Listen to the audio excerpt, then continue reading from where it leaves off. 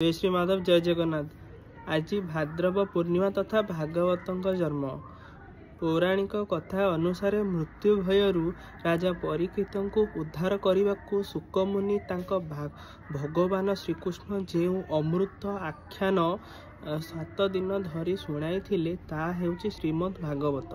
मान श्रीमद् भागवत महापुराण को मृत्यु भयरू राजा परीक्षित शुकमुनि पाखु आसते से 7 दिन श्रीमद् भागवत शुणी व्याख्याकारक मान कथन एवं लोक परंपरा प्रचलित अच्छी जे राजा परीक्षित को शुकमुनि भाद्रव शुक्ल नवमी दिन भगवान से अमृत आख्यान शुणाइबा आरंभ करथिले एवं तांका भाद्रव पूर्णिमा दिन संपूर्ण होइथिला।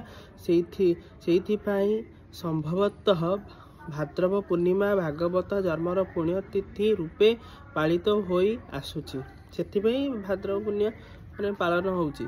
श्रीमद् भागवत भगवानंकर मुख निसृत वाणी भावरे सर्वजन स्वीकृति भगवान जो भागवत पाठ कले समस्त पाप ताप दूर होता है। भागवतरे भगवान लीला रूप धाम और महात्मा आदिर वर्णना रही। भगवान अनेक रूप धारणा करी नाना प्रकार लीला करती।